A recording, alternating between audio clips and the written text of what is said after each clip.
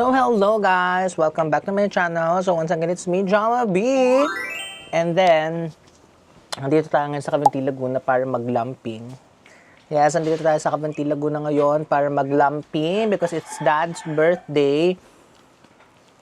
Dito na namin ngayon at ngayon lang ako nakapag-intro kasi kahapon super tahimik, super peaceful dito sa place. So nakakahiyang mag-ingay be.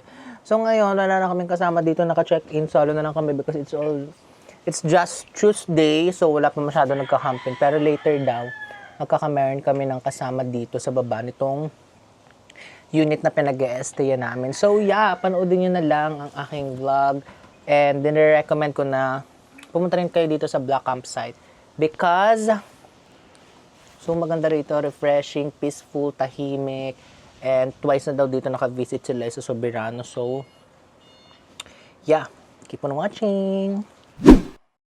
So yan guys, papunta kami na ngayon sa Secret River. Medyo maingay yung bangka, so later ko na kayo update ko ano magiging ganaps namin doon. And oh my god, dami nagka-camp dito oh.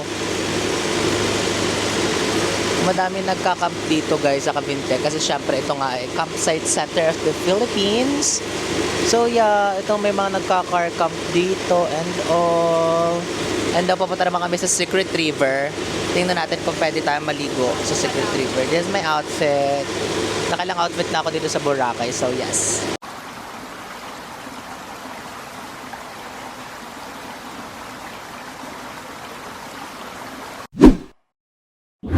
Guys, ito ngayon ang view namin. So, yes. Pwede mag-picture-picture dito kasi may net to. And ito yung background ko. So, yun yung lake. That's the lake. Yan. Yan yung lake, and dito sa baba ko is may pool. So, magdidip lang ako ng konti. Feeling ko maligo na lang ako after ko mag-lunch. So, let's dip into the pool. Oh, baka malimutan ko yung mic pala, guys. Guys, so this is the mini pool. Nakakatakot, guys. Parang feeling ko lalaglag ako pababa. Medyo malamig yung weather dito. So, siguro nga, baka yung iba talaga hindi nagagamit yung pool kasi medyo malamig. Kahit medyo mainit malamig yung simoy ng hangin. So, yeah. We'll go guys, samatin ang ating food. Dito na ma'am. Baka di kasi. Dito. Daddy, ikaw umabot kay ate. Wait na, kailangan natin magiging kay ate ang tray. Thank you. Ate, yung tray, kailangan na din ba? Sige. Thank you po. Thank you, Ate Mitch. Thank you po. Oh, wow. Ay, grabe. The best.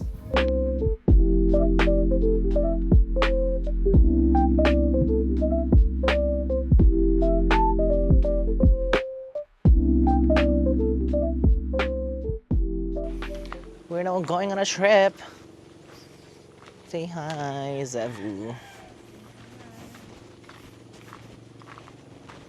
And oh my gosh, ang sarap ng araw. So fresh. Welcome kayo dito sa aking farm. Charat! Guys, can you imagine you're sitting here, iinom-inom kayo dyan with a nice view. And wow! This is so nice. Ang refreshing ng view niya guys. Oh, mountains. And then dito naman is the lakeside. So pupunta tayo ngayon sa lakeside. Let's go! Pag nandun ko sa Resty House guys, medyo tatawid ka dito sa kanilang mini restaurant. And then, ito yung access mo papunta sa lakeside.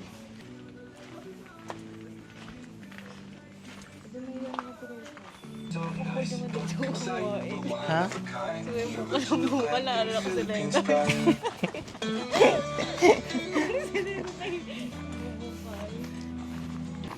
Guys, if naririnig nyo yung hangin niya, that's a really, really fresh air.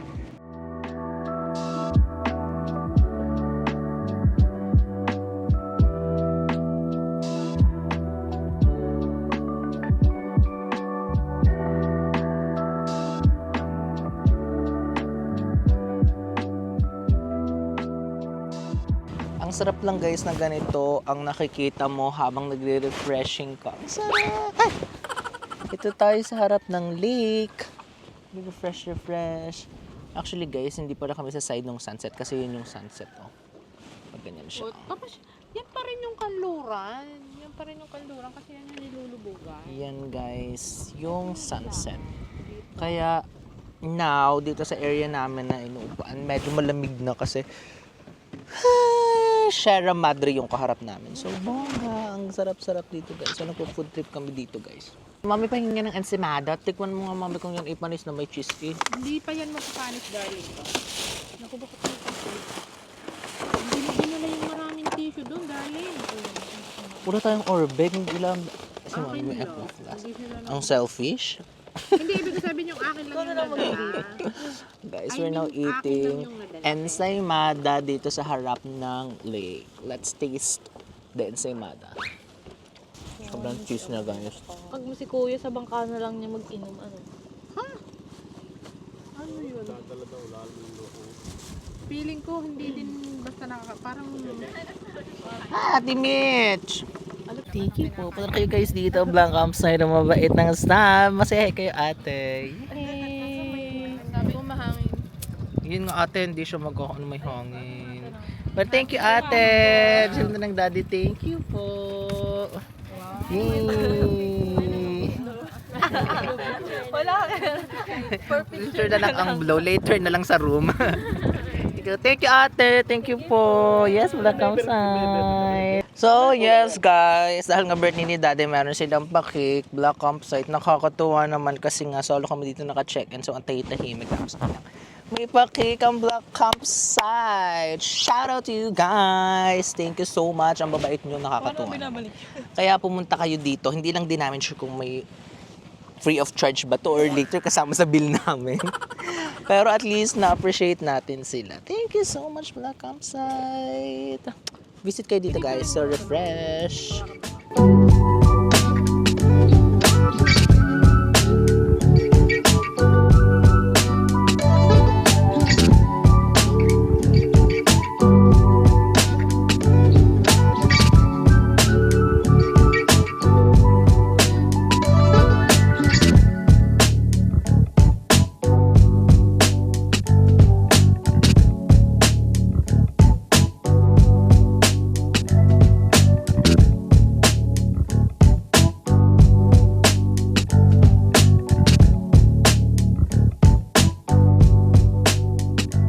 So ito guys, siya paggabi, so maliwanag din naman and may mga light din yung mga trees.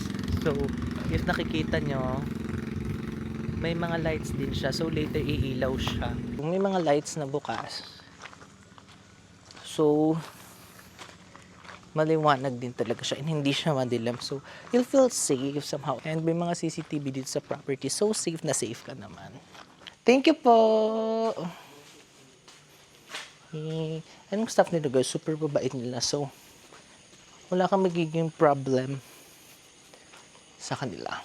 So, ito na yung, medyo liquid and medyo side tong in-stay namin. Kasi yung in-stay namin, I chose the room with AC and its own toilet and bath. Medyo malayo siya kasi syempre hindi ka pwedeng magtayo ng sobrang lapit sa lake ng mga unit na may toilet. So, yeah. We're going here na ulit. And look at our room. So, since kami lang yung may naka-check-in guys ngayon. So, yung unit lang namin yung may lights.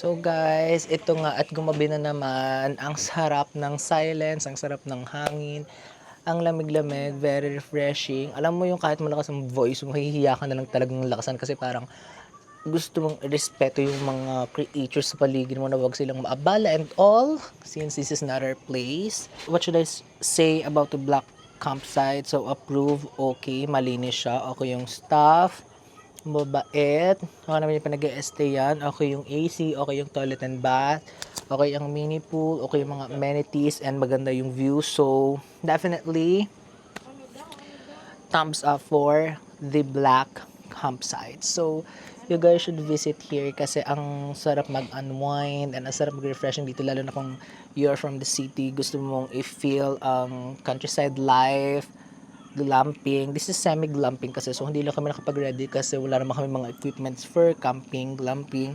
So, nag-book ako ng place na may restaurant na, so you won't be needing to bring equipments or tents or anything for camping kasi meron na din sila dito. So, yeah. So, I guess that will be all for today's vlog, guys. I hope you enjoy it. I hope it's detailed. And sa mga nagbabalak pumunta dyan ng Black Campsite, go push. Napakaganda and napaka-refreshing dito. So, see ya! Thank you, Black Campsite.